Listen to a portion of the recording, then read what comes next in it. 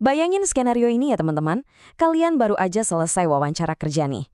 Kalian ngerasa udah jawab semua pertanyaan manajer HRD dengan sempurna, CV kalian luar biasa, portofolio juga tanpa celah. Tapi ujung-ujungnya kalian malah nggak keterima. Kenapa coba? Seringkali tanpa disadari, kita ngelakuin kesalahan-kesalahan diam. Kesalahan yang sama sekali nggak terucap dari mulut kita. Nah, di pemaparan materi kali ini, kita bakal ngebongkar rahasia di balik bahasa diam tersebut dan gimana caranya supaya kalian, sebagai mahasiswa yang bakal segera masuk dunia kerja, bisa menguasainya. Oke, mari kita langsung bedah aja. Di pemaparan kali ini kita punya 5 poin utama. Kita mulai dari pengantar komunikasi nonverbal, lalu lanjut ke kekuatan bahasa tubuh, masuk ke proksemik dan paralinguistik, bahas soal kepercayaan dan kredibilitas profesional, dan ditutup dengan tantangan komunikasi lintas budaya. Kita masuk ke bagian pertama, pengantar komunikasi nonverbal. Ibaratnya nih, ini adalah permukaan dari gunung es komunikasi kita. Secara sederhana, komunikasi nonverbal itu adalah gimana kita nyampain makna, tapi tanpa kata-kata sama sekali. Ini lewat isyarat kayak ekspresi wajah, gestur tangan, kontak mata, sampai jarak fisik kita dengan orang lain. Tapi ada satu hal krusial yang wajib banget kalian ingat. Sifatnya itu terus-menerus dan seringkali di bawah sadar. Artinya, kita tuh nggak bisa berhenti berkomunikasi. Bahkan pas kalian lagi duduk diam di kelas atau nanti pas meeting di kantor, postur dan raut wajah kalian itu sebenarnya lagi meneriakkan pesan yang sangat kuat ke orang-orang di sekitar kalian. Nah, ada 5 fungsi utamanya, apalagi di dunia kerja nanti. Coba kita bedah sedikit ya. Isyarat nonverbal ini bisa jadi pelengkap atau penegas kata-kata kalian. Misalnya kalian bilang, saya setuju banget sambil ngangguk mantap, itu penegas. Tapi yang lebih menarik, ini juga bisa bener-bener ngegantiin pesan verbal. Anggukan kecil aja dari bos di ujung meja meeting itu udah cukup buat gantiin kalimat. Oke, silahkan lanjut idenya. Nggak cuma itu, bahasa tubuh juga ngatur giliran bicara kita, dan pastinya ngekspresiin emosi asli kita yang bakal nentuin banget arah interaksi ke depannya. Lanjut ke bagian kedua, kekuatan bahasa tubuh. Ini ibarat aturan-aturan yang nggak tertulis di dunia korporat. Jadi poin krusialnya gini teman-teman, kalau ada ketidakselarasan antara apa yang diomongin sama apa yang ditunjukin oleh tubuh, orang secara otomatis bakal lebih percaya sama bahasa tubuhnya. Kenapa bisa gitu? Karena indikator nonverbal itu adalah ukuran keaslian. Susah banget loh buat memalsukan bahasa tubuh secara konsisten. Bayangin ada orang bilang, oh saya nggak gugup kok, tapi tangannya terus-terusan meremas pulpen dan matanya kemana-mana. Kalian pasti langsung tahu kan mana yang jujur. Dan ini dampaknya bakal kerasa banget di karir profesional kalian nanti. Kalian harus tahu, kalau kesan pertama itu terbentuk dalam hitungan detik. Jauh sebelum kalian narik kursi dan bilang selamat pagi, cara kalian jalan masuk ke ruang negosiasi, postur tubuh yang tegak, dan kontak mata kalian itu udah ngebentuk persepsi permanen di kepala pewawancara atau klien.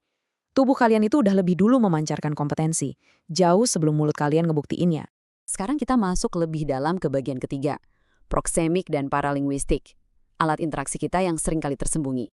Kalian pernah nggak sih ngerasa langsung ciut atau terintimidasi pas dipanggil ngadep dosen, terus harus duduk di seberang meja kerjanya yang gede? Tapi di sisi lain, kalian ngerasa rileks-rileks aja pas duduk sebelahan sama temen di kantin. Nah, jawabannya ada di proksemik.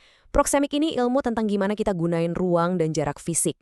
Jarak itu ngasih tahu seberapa akrab kita, siapa yang punya otoritas, dan seberapa formal situasinya. Jadi kalau kalian lihat tata letak kursi di ruang rapat kantor, itu bukan sekedar estetika ruangan aja ya, itu benar-benar strategi buat mengelola kekuasaan dan kolaborasi. Selain ruang, ada juga yang namanya paralinguistik. Ingat baik-baik konsep ini bukan soal apa yang kalian omongin, tapi bagaimana kalian ngomongnya. Kalian bisa aja ngucapin frasa yang sama persis, contohnya nih, kerja yang bagus. Tapi tergantung nada, intonasi, atau jedanya, kalimat itu bisa terdengar sebagai pujian yang tulus, pertanyaan yang ragu, atau malah sindiran yang nyelekit banget. Jadi kualitas vokal kalian lah yang bener-bener ngasih nyawa ke teks verbal yang kalian ucapin. Masuk ke bagian keempat, kepercayaan dan kredibilitas profesional, gimana caranya ngebangun keandalan jangka panjang. Dan ini secara brilian menggambarkan esensi dari sebuah reputasi di dunia kerja, yaitu konsistensi. Kepercayaan dari manajer atau klien itu nggak jatuh gitu aja dari langit cuma karena suatu presentasi yang bagus. Kepercayaan itu dibangun karena dari waktu ke waktu, bahasa tubuh, ekspresi wajah, dan kata-kata kalian itu selalu sejangan. Konsistensi inilah yang bikin lingkungan kerja terasa aman secara psikologis. Jadi orang-orang tahu kalau kalian ini profesional yang emang bisa diandalkan. Terus gimana dengan realitas yang kita hadapin sekarang? Di era digital, entah itu kelas online atau nanti kalian sering rapat virtual, ruang gerak fisik kita kan kepotong tuh sama bingkai layar.